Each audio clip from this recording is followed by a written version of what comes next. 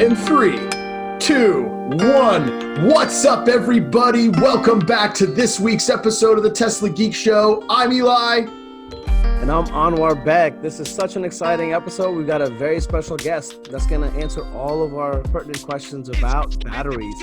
So the major topics we're going to cover today are what could be the chemistry of true million-mile battery? What are the challenges with solid state towards commercialization? And finally, how fast can you charge without losing cycle life and more? So this week's episode of the Tesla Geek Show is brought to you by Evanex. Evanex is the Tesla community's accessory store. And if you need an accessory for your Tesla, use the discount code TeslaGeeks to get 10% off on orders $100 or more. So we could not be more excited to bring on this guest that Anwar Beck is about to introduce, because what everyone is excited about right now and hyped up about and waiting for in the social and Twitter sphere is Battery Day. Elon Musk has already said that this is going to be the most important moment in Tesla's history. And we have a guy here with us to help break down some of the reasons why. Anwar Beck, tell our audience about our guest. All right, ladies and gentlemen, we have a very special guest, our friend Ravi Kempaya. Ravi is a material scientist and a PhD candidate at the University of Illinois in Chicago. He's working on electrode materials for his thesis. So apart from being a brainiac, he's also a huge EV enthusiast like Eli and I, and an entrepreneur in electric bike space. So Ravi has obtained his master's in chemistry and nanotechnology from the University of Waterloo in Canada, working on graphene. And he's got another master's in chemistry from the University of Maryland, working on nano composites and liquid crystals. So currently, Ravi is at the University of Illinois working on projects that involve computational studies of lithium, kinetics, and transition metal oxide cathodes. That's a lot to say. My brain just exploded trying to understand what you just said. So once he's finished, he's going to be moving to Halifax, Canada after he graduates, and he's going to continue his battery research. So please help me welcome our friend Ravi. What's going on, Ravi? Guys, thank you very much. Eli and Anwar, I'm really, really excited. This is it's going to be great. And I'm really excited to talk about the upcoming Battery Day with you guys. Heck yeah. Actually, I forgot to mention, Ravi has this like really cool unknown thing about him. He is actually in the Guinness World Records, Guinness book. In 2016, Ravi finished the longest journey on a motorized bicycle. He went over 5,100 miles, starting in Illinois. You can see he spent 5 weeks and finished up in San Diego. He basically half circled the entire United States. You spent 34 days on a bike? Yeah. My first question, Ravi, what are you thinking? What made you want to do this? Well, when I first got my e-bike, I thought this is the most amazing thing. It was so much fun.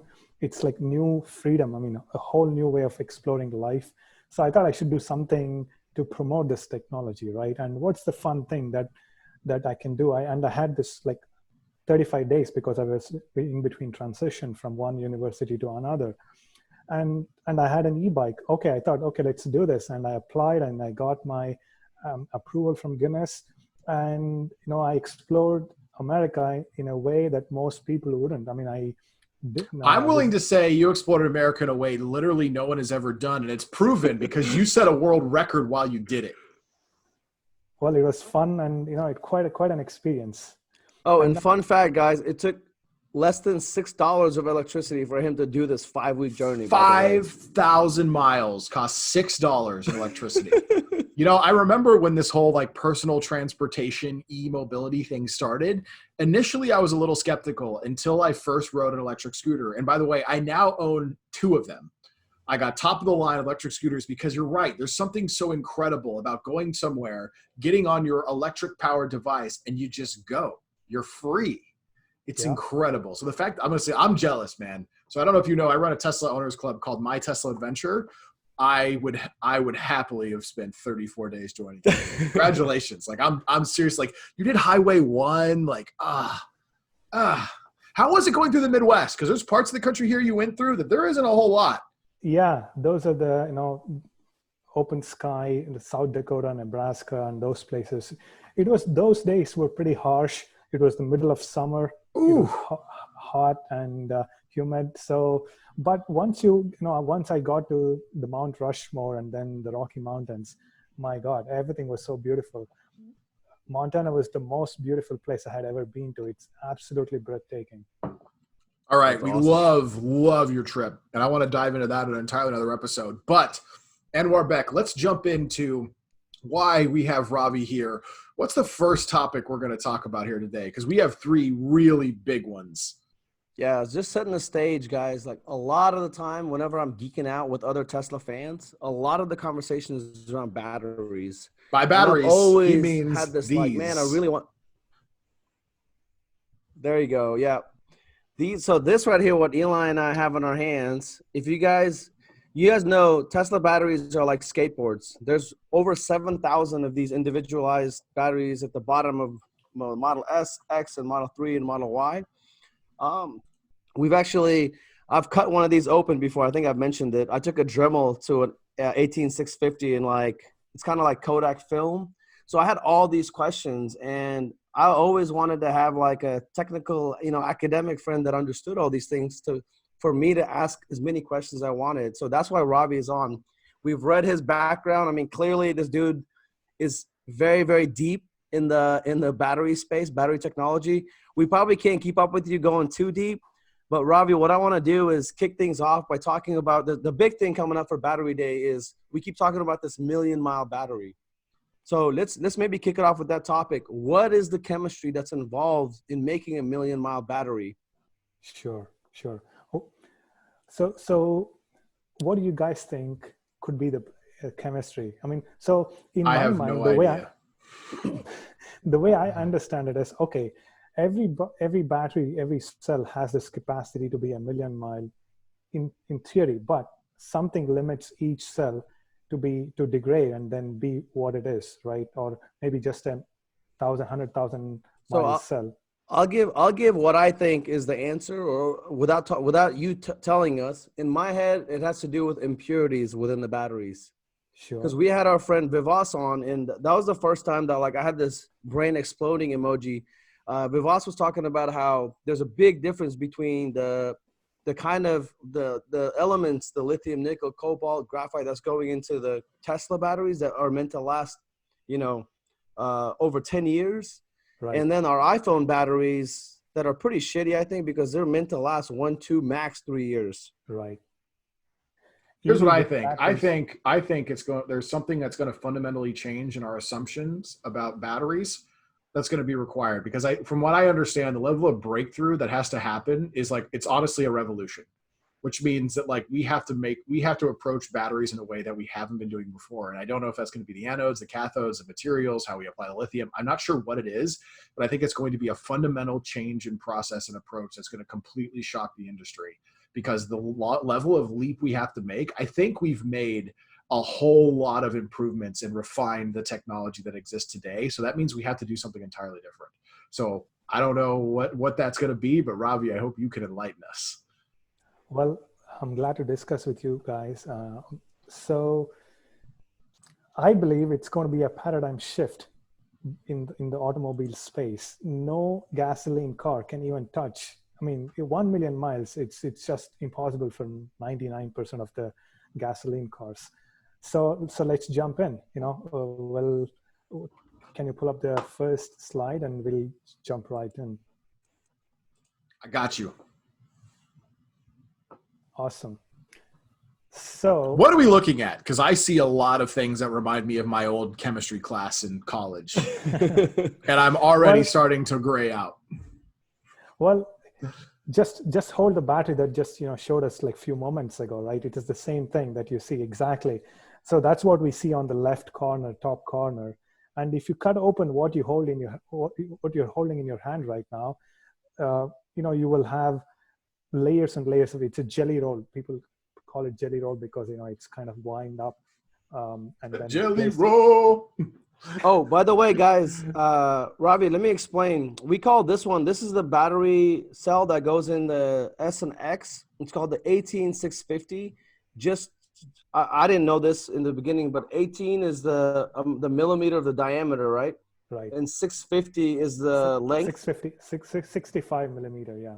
65 millimeter. So Okay. quite literally, it's a form factor. The number is Exactly. dimensions. Exactly.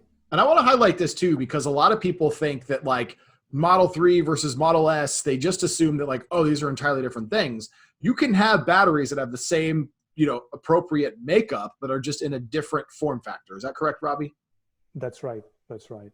It can be in pouch formats, and some other cars will have it in prismatic cell, like CATL makes cells in prismatic form, and Tesla uses cylindrical. So it's a form factor, but you can roll you can fold the jelly roll in any way you want, and you get different form factors. What is the exterior, the shell made out of? Is it aluminum? Yeah, it's aluminum because it shouldn't rust. So it's an aluminum alloy. Got it. I got to say one thing that's interesting looking at the battery is the bottom has a fairly large surface for contact, but the top end does not. Again, I don't want to get too far ahead of ourselves, but like I always find that interesting on batteries. Well, because the way it is fabricated, the top cap has a small, bump, and then they weld it and then they close it. So there's a step called formation where they fill in the electrolyte and then they close the top thing, and just to get the electrical contact isolate. So they do it that way. Okay, that makes sense. All right, let me jump back to your slide and you can continue about the batteries. Sure. So what makes one cell a million-mile cell, whereas the other one not a million-mile cell? Basically, if one doesn't degrade for quite a long period, then we can extract million miles worth of usage out of it, right? So there are a lot of degradation mechanisms that make the cell lose its capacity, and we are just going to talk about two of them. One is basically what you see on the left near the anode. You see a box, like a line, dotted line, and this guy here, right here, anode part.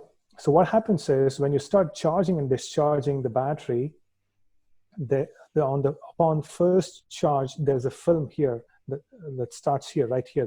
That's called solid electrolyte interface, and that's a blessing in disguise, because if there was no solid electrolyte interface, cells wouldn't even last 50 cycles.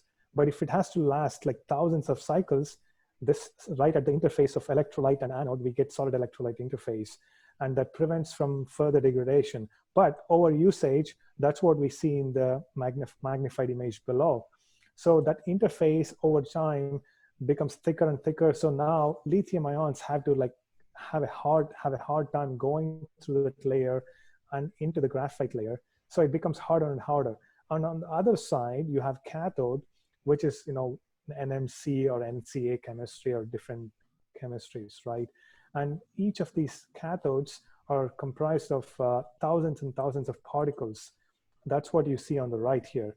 So what you see, the big particle is a secondary particle, and then it's made up of small primary particles, each one of the size like 500 nanometers. It's extremely small, and that is coated on this surface. So the technology by Maxwell is basically creating this cathode film without using toxic solvents, and Tesla bought. So talk to me, why is it beneficial that Maxwell can make why is it obviously it's good for the environment, but what performance gains are made by what Maxwell's doing, right? Because although the not using toxic solvents is awesome, at the end of the day, you have to get more output, right? To continue to make electric vehicles be more viable and more competitive against gas cars.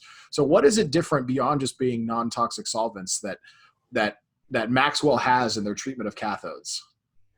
All right, imagine, we're all small lithium ions running on a stadium and on a track, like running track. Now, let's imagine the track is made up of a quicksand versus proper track. On a quicksand track, it's pretty hard to run. So lithium ions have a hard time. They need much more energy. Now you have a really high grade, athletic track, then probably the lithium ions, or we can move around pretty quickly. So basically Maxwell Tech makes it easier for the lithium ions to move from one side of the particle to the other, because there are not that many other chemicals impeding their flow. And the faster movement of particles means what for the consumer? What does it mean for me and my Tesla when I get this new battery? Well, basically, faster means you can extract more lithium out of it quickly. That means you can accelerate really fast without really worrying about it. Acceleration really means I mean, the BMS does the whole job of getting the power out of it. But in very simple terms, if you can extract more power out of it, that means, let's say in your cell phone, you can run 10 different games and not slow down. Whereas if your battery power is limited, that means your phone would start struggle. Okay, I can't run this app. There's not much. So does this increase the maximum amount of amps effectively you can pull out of the battery, right? Because as I understand it, amperage ties very closely to like maximum power, maximum acceleration, that whole sort of thing. So this means Tesla's going to take my money again because they're going to make me buy a new car because maximum plat is going to, oh my God, continue. My bank account is crying. Well, the plaid powertrain is coming for you, Eli. So let's go back to the, yeah. I'm wearing my plaid shirt, guys. Hey, before Ravi, I had a quick question. Something I've always wondered about. Actually, I think I've told our viewers and listeners before. When I cut open the 18650, what I realized, I tell people that haven't seen this in real life, it's almost like Kodak film. You're calling it jelly. It's like 4 layers. There's like a golden copper type layer, and then like a plastic material, and then there's another graphite. Like it's literally like pencil stuff that like comes off your hands. Which one of those is the anode and cathode? So the golden layer that you described, that's copper, and that's the anode. The negative, yeah. Right. Okay. On top of that, they coat graphite, and the white stuff that you see, like semi-transparent, is the separator. That's preventing from short circuiting the whole thing. So if you don't put that, you just basically short circuit the whole thing. Because there's two plastic layers that are keeping these positive and negatives from touching. So it's almost like this, like you got the positive, there's a plastic layer in this one. So they're never touching, and then they roll it kind of like into a circular thing, and then they put it into that aluminum case, basically. Exactly. On the other side, you have aluminum layer, and then on that you put in NMC particles or NCA chemistry, nickel, manganese, cobalt. Basically, that's the big chunk. All good. The case is made of aluminum. Sorry. You know what happened? We told him that he was going to cough. The question is, would you have still coughed if Anwar Beck didn't say anything? Sorry to go full Matrix on you, but the opportunity was too good. That's all right. Okay. I went back to your slide up here. Where do we leave off? So we've got the cathode, we've got the anode. Right. Like, I'm still feel like I'm reading Greek, but I'm kind of following you. Well, the cathode particles that you see on the right here, when you zoom into that particle using a high resolution electron microscope, that's what you see on the right bottom here. Basically, you're looking at line of atoms. The kind of like ridges that you see in the image, black and white image, those are lines of atoms, literal atoms lined up. Those are layers of nickel and manganese, or nickel or cobalt, aluminum. And in between those layers, lithium goes in and then resides. So basically there's this small outer layer, which is marked by 3 millimeter, right? That's the boundary of that small particle that we see in this inset 500 nanometer particle. If you look at just the edge, we see that edge. And then we are looking at the very edge, right? 3 millimeter distance. So what's happening is lithium goes in, and then you take it out, goes in, you take it out. After doing it for like 30, 40 cycles, the outermost layer starts losing its structural integrity. Okay, Ravi, you said between 30 and 40 cycles, effectively, these things start to degrade. They're decaying. What's decaying? Like, why do they start losing performance that fast? Sure. Well, 30 to 40 is a approximate number, but basically it can be a little bit more, a little bit less. But what's happening is basically the cathode material is losing its structural integrity, and that relates to what does it mean for the end user, right? Okay, why? Like, what's making it lose its structural integrity? Is it yeah, what is it? So lithium ions go into these like channels and then stay there. And then when you take it out, basically that's their house, right? And then basically you're taking apart the pillars.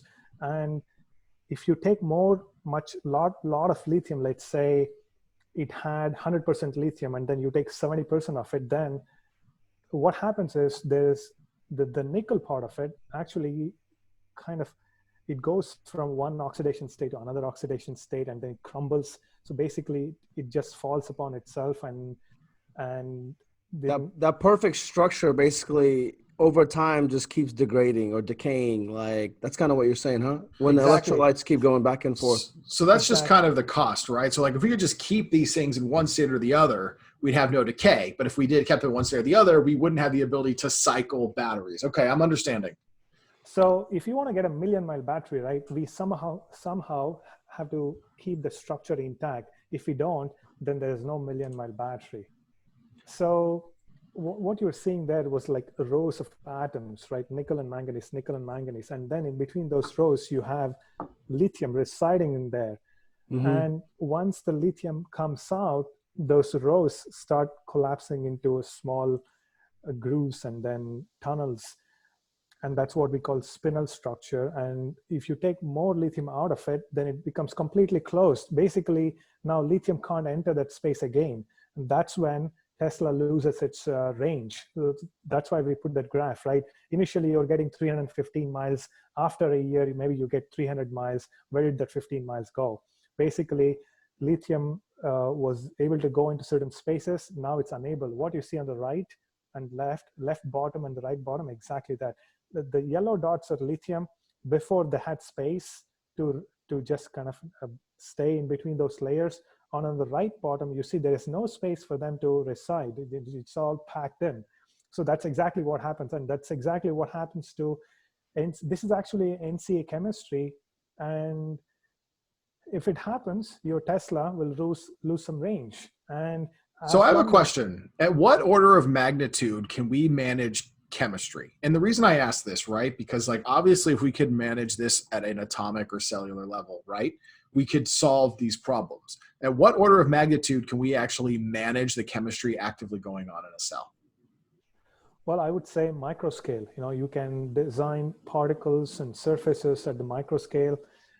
I don't mean design, I mean manage, right? After it's already been designed, it's packed into the thing. At what scale can we manage? Can we only manage to like the battery cell level? Is that as far as we can go at the current time? Yeah. This is going to be an off-base question, but at what point do you think we'll actually be able to actively participate in the ongoing management of the chemistry in the cell while it's in production? Well, let's say you have your car right now and you're asking, can we change something within the cell right now in a fully built car? Right. I'm saying, when do you think we'll have the capability to do that? Well, right? That's pretty... Because like if you look at software, right, you look at virtualization, we have the ability to do things in production that we can change, like real-time processing that we couldn't do 20 years ago, right? Like hot swappable drives wasn't even a thing like earlier in our lifetime, right? So I'm asking is, at what point do we get to the point that we can chemically do that? Like, what do you think? Well, it's changing a fully sealed battery, and we can't change much. Maybe we can change some voltage, and maybe we can change some current draw from the battery, but the atomic level, I mean, we can't change any of the chemistry. Whatever that is set, it is set. That's it. So in a way, it's like asking, okay, I have filled my gas tank. Can I change the gasoline from 81 gasoline to 91? So maybe I asked the question the wrong way, because I'm not talking about alchemy, because that's effectively what that would require, right? Yeah. Exactly. No, I didn't mean that. I mean, like, so one of the things that we're talking about here is that, like, literally you said like the space to put the lithium ion disappeared, right? Because the house started to crumble. Yeah. But I'm saying at some point we will have the capability to give signals to these chemicals to reassemble the house. Like, that's physically possible. It's physically possible to like, we may not have the technology now, but the fact that the house once ever existed, there is within the realm of physics, it's possible that we could somehow order this thing to reassemble itself. Obviously, we don't have the ability yet, I don't think, with our current technology to provide that manipulation from the outside. My question is, when do you think we'll be able to do that? And if I'm wrong and this defies laws of physics, tell me, because this sounds super cool. it just defies the laws of physics. There's something called entropy. Entropy is like, how can we put spilled milk back into the can? It's Yes, impossible. it just takes a lot of work. Exactly. So that's exactly what we're asking. Can we put the house back in shape? That just takes too much. So the entropy prevents from happening, One thing, So what you're saying is we just have to design a better house. We can't repair the house after it's broken. Is that correct? That's exactly right. Okay.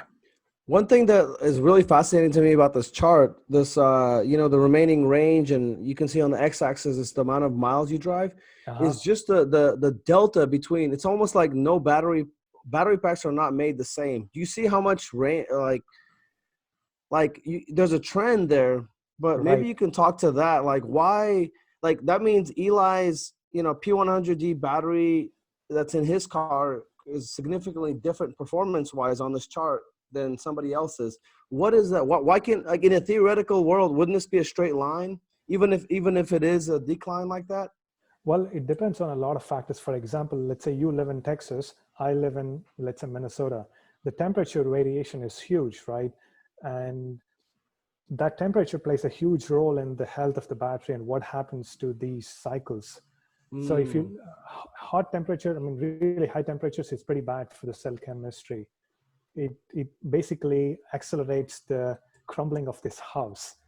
Is it on both ends, cold and like Arctic temperatures, as well as like Texas heat? They're both bad. You want to be kind of like in a, I don't know where in the United States you have this perfect temperature. Hot climate is worse, but cold climate is actually good for preserving the structure. But cold climate is bad for one thing. You shouldn't charge. I mean, let's say if your car was sitting in the middle, in January in Minnesota for, let's say, 3 weeks, and it was low on charge, you shouldn't like supercharge it, because then you accelerate, it leads to a whole bunch of other parasitic reactions. So charging when it is super cold is bad, but charging and then heavy usage, when it is super hot.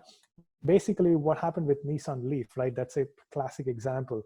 Nissan Leaf owners had to file a class action lawsuit against Nissan because they were losing bars. Out of 12 bars, they were losing 3-4 bars in Nevada and California, Arizona. That's because that's the dot we are seeing here. In hot climates, it may degrade a little bit faster. What exactly is happening whenever in my Tesla, I'm driving my Model 3 to a supercharging location? Let's say I'm like 10 miles away. And if I'm going to the supercharging location, now there's software that prepares my battery exactly for charging. What exactly is happening? I'm assuming it has something to do with the temperature of the battery. Can you explain what that means? Exactly. So there's a certain sweet spot within which you can really fast charge the battery. The graphite will accept all the incoming lithium ions. The NCA particles will, be pretty active in that sweet spot. So that's why when you want to get into ludicrous mode, or, when you want to supercharge, there's a battery warm-up procedure that automatically happens, because within that sweet spot, it's easy to pump in a lot of lithium ions. Outside of that sweet spot, not good for the battery health.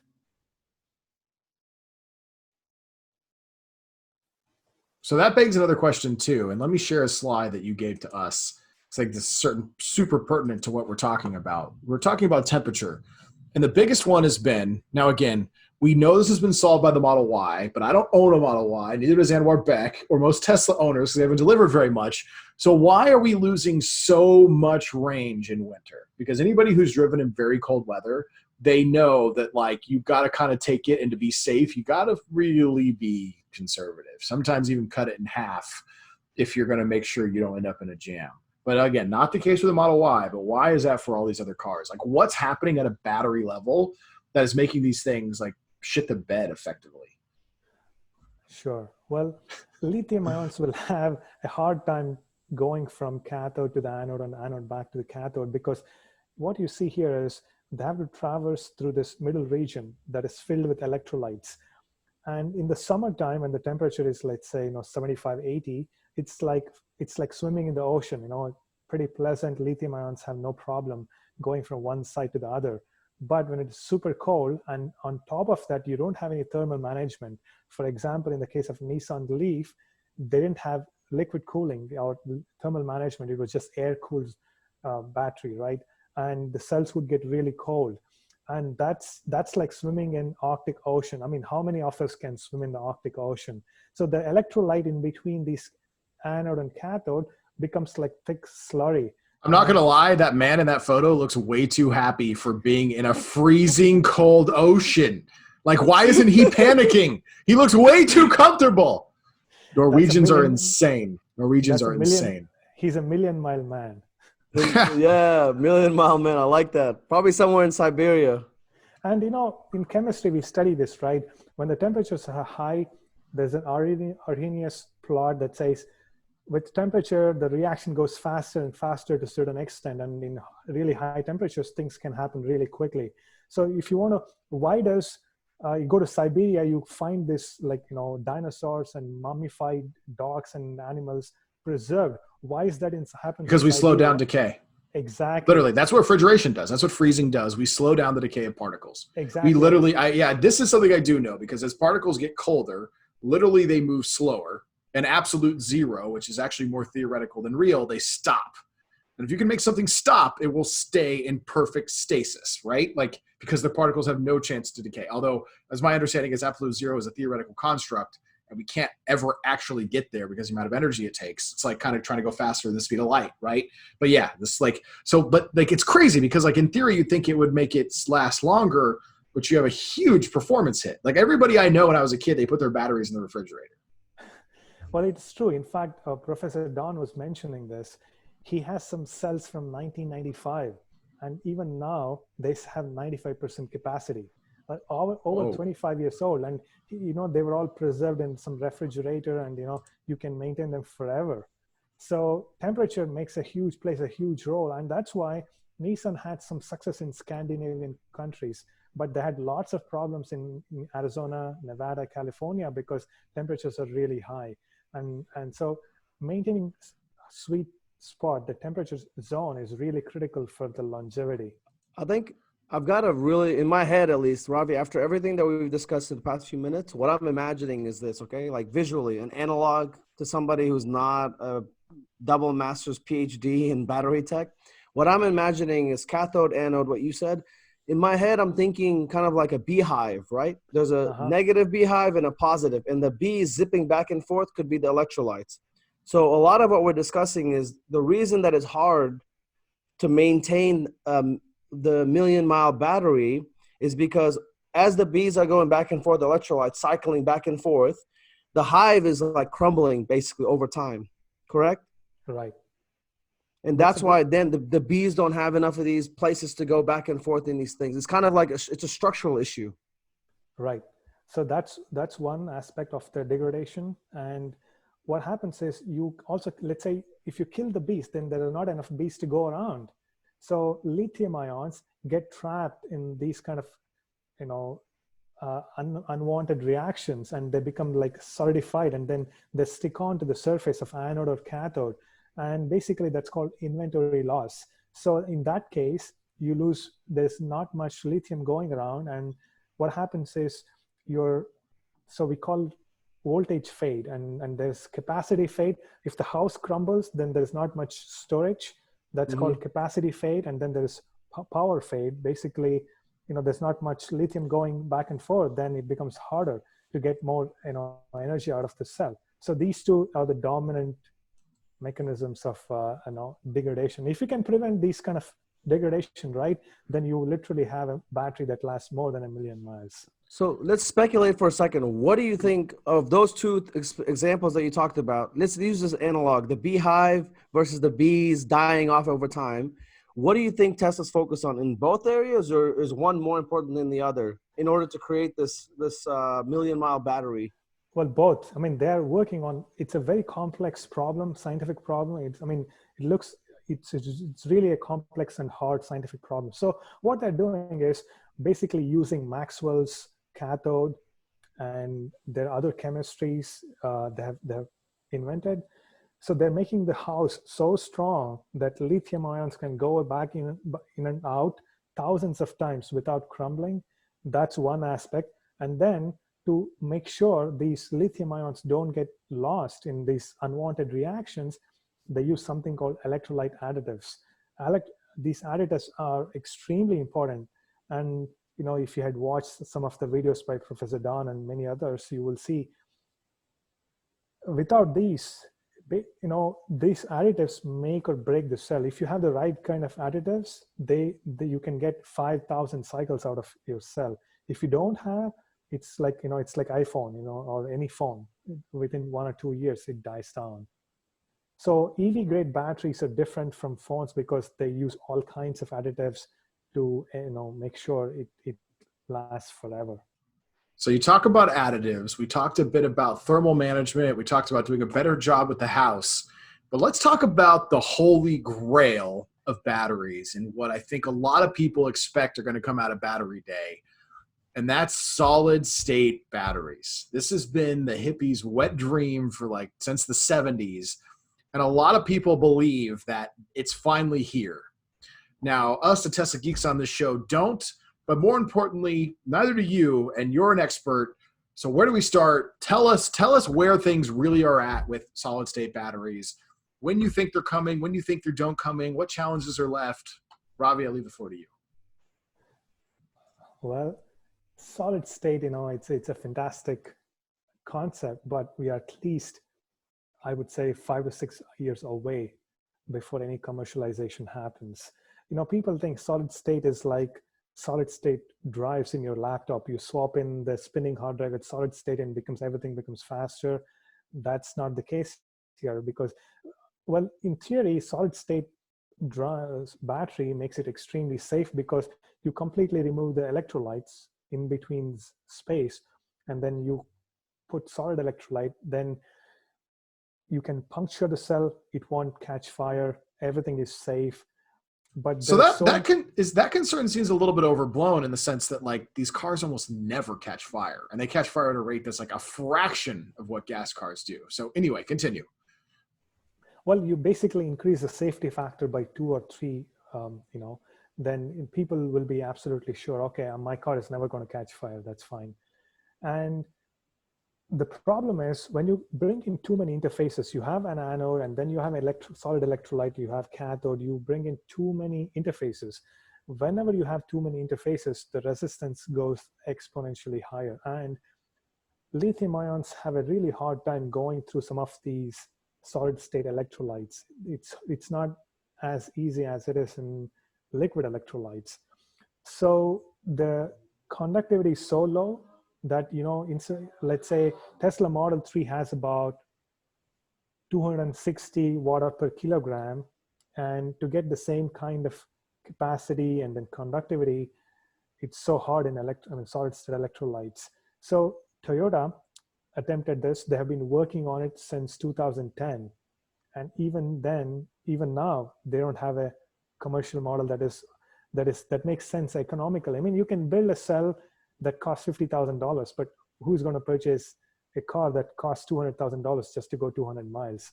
So it's really not there yet. So what is it that makes it so costly, right? So right now you said the problem is you could make the cell, but it costs $50,000. What is it that's making it so unbelievably expensive? Because you use some of these really rare earth minerals and metals in the solid state electrolytes, zirconium, lanthanum, some silver in some cases. So when you bring in all these things, the cost goes way higher, and you can't make these things in tons because, if you're producing, let's say Tesla is wanting to be the terafactory, right? Terafactory is 1,000 gigafactories. To have 1,000 gigafactories, you need millions and billions of tons of these materials. There's just not a practical way to produce that amount of materials, and even extracting some of these minerals, lanthanum, zirconium, in the pure form, processing them, making a cell, it's just too expensive right now. You mentioned terafactory. I live in Austin, Texas, so I'm hoping that the terafactory comes here. So the production, is it 35 to 50 gigawatt hours of production is roughly what the Gigafactory Nevada is capable of. So I'm having a hard time. Like, isn't it supposed to be the largest building in the world or something like that? So, what does a terafactory look like? Is this something like? It's already like the word giga is hard to understand, I think, for most people. But tera, from what you're saying, is it's 1,000 times the capacity of the gigafactory in Nevada. Well, 1,000 gigawatt hours. Okay. So 35, and then you need to scale it up to 1,000 gigawatt hours. So I guess in my mind, what I'm thinking is Tesla will have one in Berlin, one in UK, one in Kazakhstan, one in in Austin. I mean, they will have hundreds of these. So together it'll add up to tera essentially. So it could be a Exactly. bunch of them. Got Yeah. it. The other really interesting question that you brought up that like my mind immediately went to is we know that Tesla, you mentioned energy density, right? Right. And last week we talked about Nikola. Nikola is claiming in one of their vehicles they're going to have a 125 kilowatt hour battery, Okay. which is bigger battery than anything Tesla makes today, or what they put into any of the cars. Eli has the largest one, which is the P100D Raven. But the range that they're claiming this 125 kilowatt hour battery can get is 150. I feel like if Tesla took a 125 kilowatt hour battery and put it in a Model S, it'd have like well over 500 miles of range. What is the difference here? Like, can you explain to our listeners, is it that big of a discrepancy in technology? How is Tesla able to, like, the density of the Tesla battery just seems like exponentially an order of magnitude more than the rest of the competition? Yeah, it's a cumulative effect. Tesla is vertically integrated. They control what kind of minerals they get, and then they build their own cells. And they know, Elon mentioned in this in one of the third row interviews, right? He said we have some deep wizardry in Tesla about in this front because they know how to build modules, how to build packs, how to build cells. They can optimize every single chain in this chain, every single aspect, right? But not every company has that. I mean, not even GM has such control. They purchase packs from cells from LG and then they put it together. So reminds me of what Steve Jobs said about how if you care about good software, you make your own hardware. And in Tesla, because they own end to end of the life cycle, they can innovate. Like, because that's you highlighted it perfectly, right? Because if you're relying on somebody else's batteries, all you can do is engineer and innovate on top of that. But in Tesla's case, because they're vertically integrated, like you said, somebody way downstream can say, hey, if we do the battery this way instead, we can get this huge benefit here. And you can go back to those people and say, hey, we need this. And they're gonna be like, oh, well, there's gonna be some re-engineering implications. Okay, re-engineer it, find that out.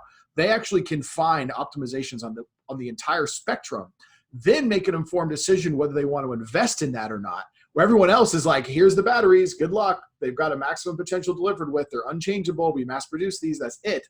But Tesla can literally change things in the entire scope and life cycle of it, engineered just for their product. And that's the best part too, right? Because like these other battery manufacturers have to be able to serve a variety of potential use cases and do them up to a certain standard. Tesla gets to optimize just for themselves. that's right. That's the total advantage.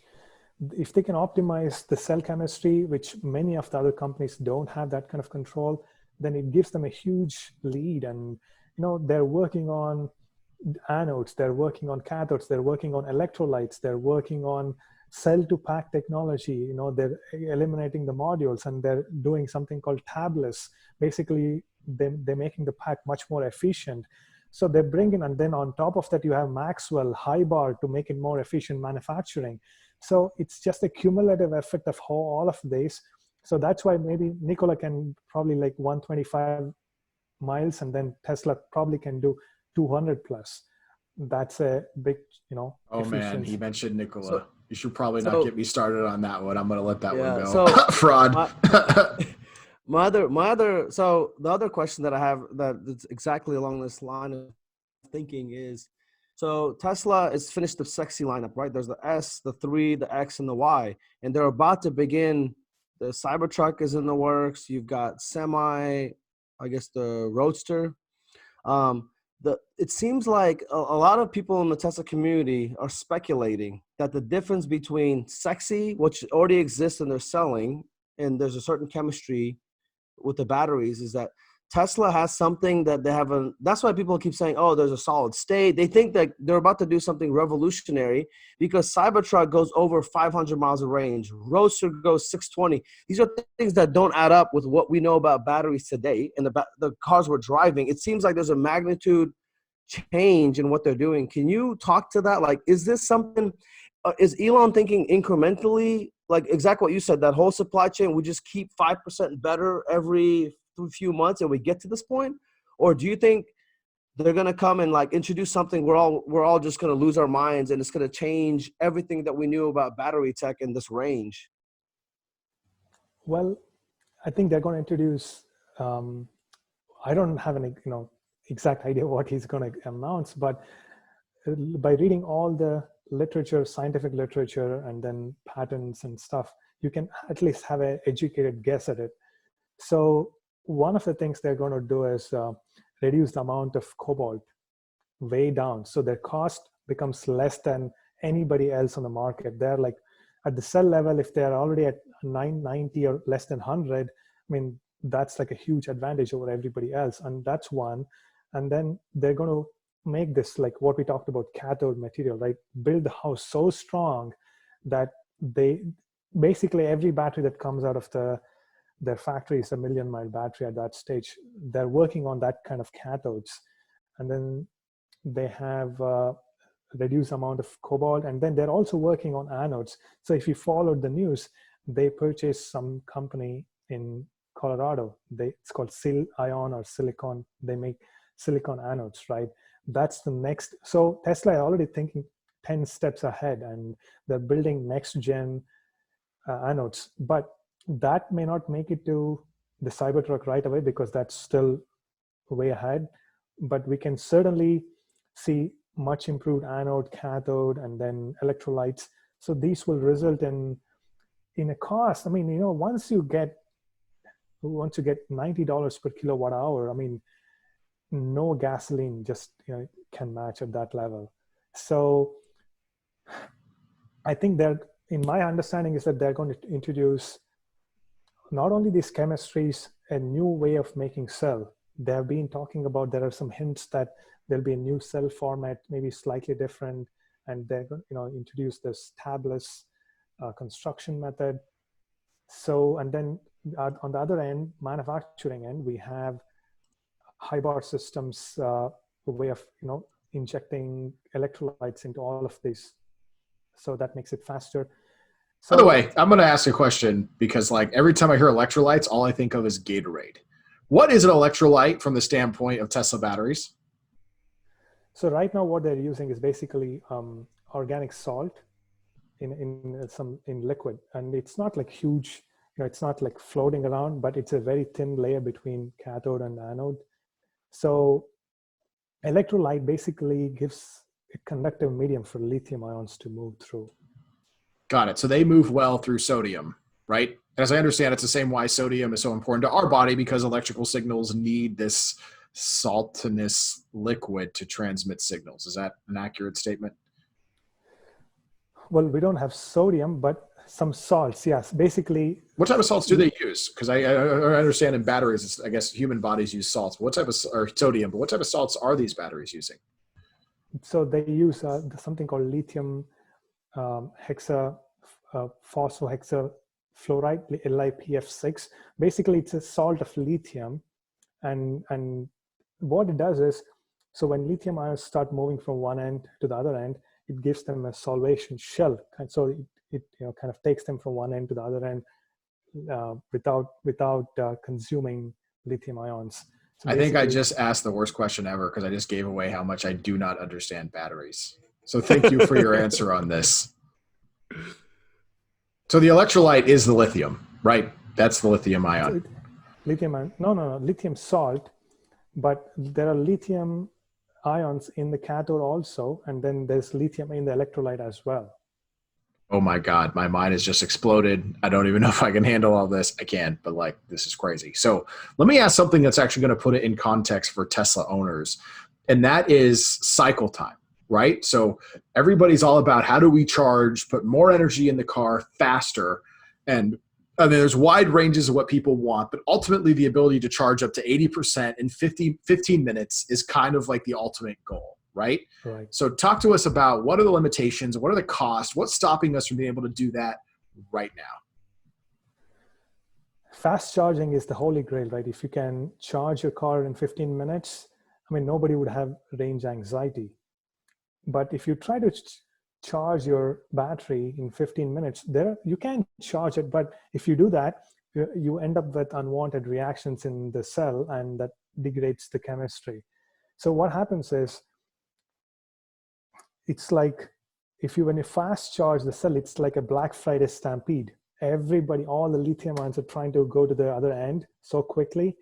And there's something called polarization. Let's imagine this is the graphite, right? The graphite can only accept lithium ions at a certain rate. Now you bring in millions of ions like X's.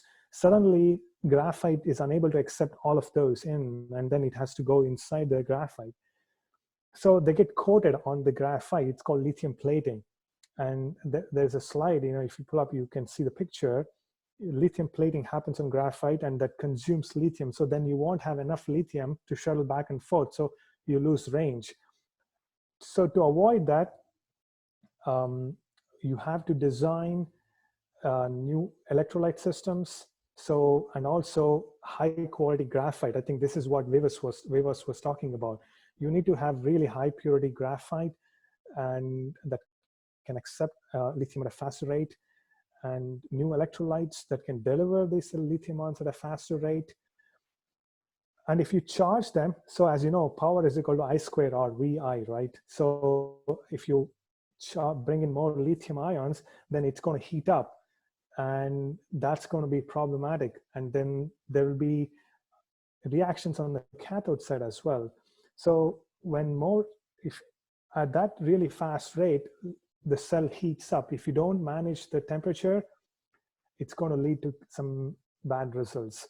Also, if you remove all the lithium from the cathode so quickly, again, the structure may have some negative effect. The way I'm thinking about it, I think when I think electricity, I think water. My engineering background, I actually took the PE exam or whatever in EE. I don't know how I just guessed at half of it, but it makes sense if you think water flow.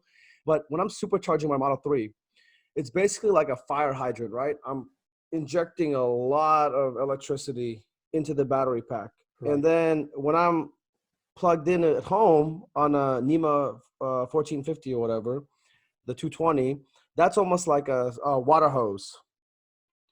Is it, I have two questions. Number one, is it bad to constantly supercharge your car? It's like every day I'm hitting it with a fire hydrant. Does that mean I'm going to degrade my battery quicker and just destroy my house or whatever, right? Like we were talking about, and you're going to get the bees or the lithium, they'll get stuck, and just like there won't be enough electrolytes going back and forth. And then the other question that I've got is, do you think it's ever going to be possible in the next 5 to 10 years for Eli and I to pull up with our cars and do a full 0 to 100% charge in less than 5 minutes? So the first question, is it possible? Sorry, can you repeat the first? The first question is it bad? I said to supercharge every day. Like if I do not have installed a NEMA 1450 at home, if I just live in an apartment complex, for instance, and I don't have access to a charger, is that negatively affected or accelerate the degradation of the battery? Yes, it does accelerate the degradation. Basically, then the cathode particles start crumbling at really faster rate, and not only that, you will have unwanted reactions on the anode side. So supercharging all the time can be, the bad effects can be minimized by smart software. For example, the Tesla software, increases the temperature, brings it to a certain temperature, automatically prepares the BMS in a certain way, and the power inverter, everything is ready. So you can minimize the bad effects to a certain extent, but it is certainly bad to fast charge all the time. The best is, just if you use level 2, it's the cell will be at its happiest. Supercharge, you can do it that's only like 2C, right? It's not bad, close to 2C, not even 2C. It can I've, take it, but I've it's not ideal. I've been told by my friends that are way smarter than I am technically. They said filling up your car, thinking about it like filling up a bucket. In the beginning, when I go to a supercharger and I'm at like 1% charge, I've done this before. I've been at close to 0% charge. There, it's like you can see whenever you're looking at the charge rate, like in the beginning, it kind of trickles, right? It kind of gets going first. And then when it gets to, I think like 5% is when really it's just the fire hydrant thing starts. It's Right. hitting hard. But Right. then over time, it's kind of like filling a bucket. So I'm filling the bucket with water or electricity. By the time I get to the top, you can tell and time-wise too, the last 10% take like Takes just as forever. long. It takes forever. It takes just as long as me getting from 0 to 80%. What exactly is happening? Why does that happen? Just theoretically, because I'm sitting at a supercharger and these are like things that I think about. And I wish I had you sitting next to me to explain this stuff technically. So this is my opportunity to ask, what is So, going on with my battery in those type of situations? so imagine this: you have a cargo train with hundreds of carriers and cargo compartments, right? Mm-hmm. It's going at 60 miles an hour. Imagine lithium. Every compartment is like a bunch of lithium ions, right? And this Mm-hmm. whole fire hydrant is coming towards you. Right. Can you stop the train just like that? No. It has its own momentum, right? It takes a while to Right. stop it.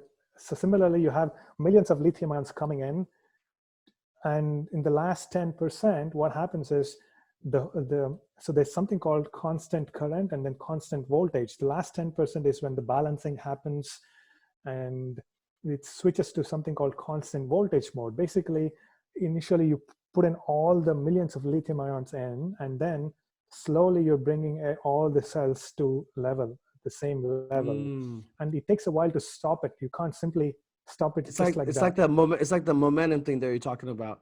right? And then slowly So everything comes together. very cool. So the other question that I've got is like what I was asking in this theoretical world. I dream about a day when I can pull up to a supercharger.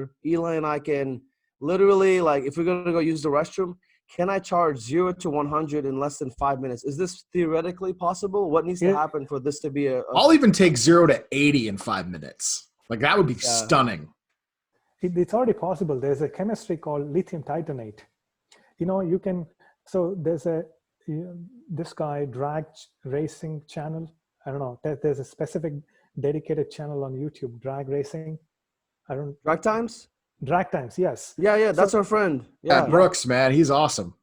so yeah. he replaced his 12-volt cell. There's a 12-volt battery, right? That's basically lead acid, but he replaced it with lithium titanate. And this lithium titanate chemistry can be charged in 5 minutes, and that will still last 10,000 cycles. The only reason we don't use it is the energy density is like super low. But there is already chemistry you can charge in 5 minutes. And I think in 10 years, probably we will see something like that. In 10 years, we should be able to, 10, 15 years. So you think it's in 10, 15 years, achieve. we'll be able to build up the density with this technology that already has the speed. We just far off from figuring out how to make it dense. Right. Right now, you can charge it, but if you do that, you are going to degrade the chemistry. So right now, scientists are figuring out, okay, how can I keep the rate really high, but not degrade the chemistry? Once we figure that out, it should be okay.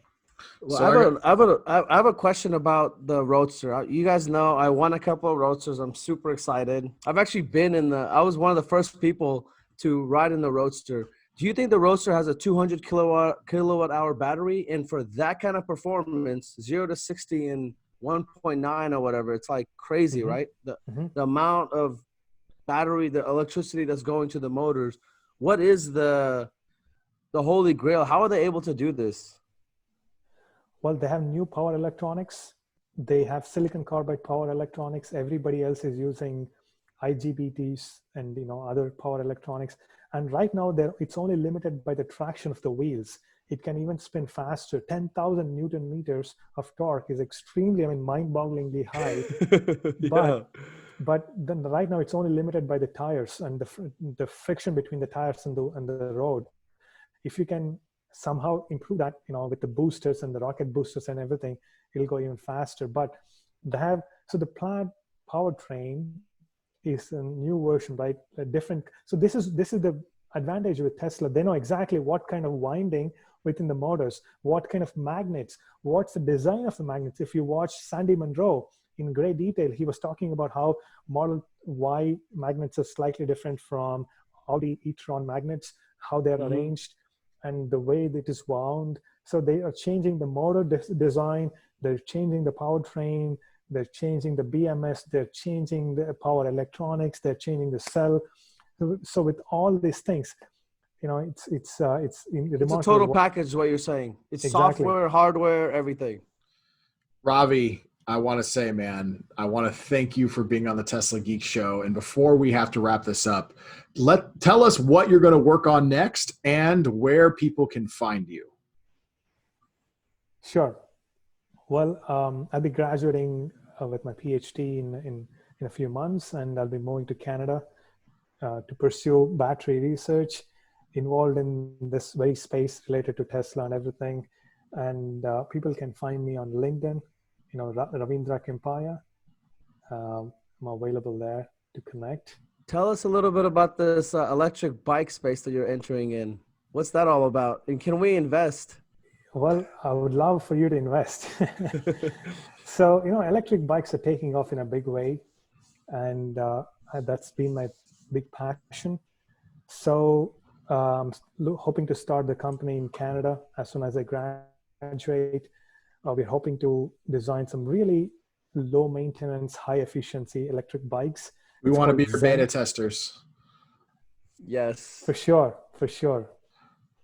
It's called Zen? Electric bikes. Zen electric bikes. Nice. That's a cool name. Thank you. So Tesla geeks are going to sign up to be the first beta testers. Send Zen electric bikes for real. Like I'm literally like I drive places all the time now, and I go ride my scooter for 20 miles. So like, if we're going to introduce a bike into the mix, I don't have one. So the official scooter of the Tesla Geek Show could become Zen electric bikes. Sure, Heck yeah. Absolutely. Why not? Or the official electric bike. Dude, yeah. Thank you, dude. This was awesome, Ravi. I guess to finish up, we'll give you the last what are you excited about Battery Day? What do you think is going to happen? Like, you're coming from a technical standpoint. Eli and I are geeks, Tesla geeks that are in the space. But technically, what do you see like in the next, presentation? Because Elon did say this could be the biggest announcement in Tesla's history. Like, right. I don't understand what that means, but from your technical perspective, what do you think is why is he putting so much attention on Battery Day? I think they're doing some amazing things, not some, like really mind-blowing things. One would be redesign of the whole structure within the cell. I mean, for a scientist, it's really amazing what they're doing because they're completely redesigning, everything is changed after they came into the space. So new anode, new cathode, batteries that last 2 million miles and cost less than, if you can get electric car for, let's say, $30,000 and it lasts 2 million miles, nobody would even think about any other car. So they're working towards that goal. I'm excited about the new gigafactories. I'm excited about the new, the battery that goes into the Cybertruck. And the energy business. At one point, he said the energy business will be bigger than the automobile business. So what they're doing in that space, I'm really well, I guess that's what I think about. I mean, it's not much, but it's what they're doing is going to change the automobile space. And I think the entire world with it too. Ravi, I just want to say thank you, and thank you to our audience for joining us for this week's episode of the Tesla Geek Show.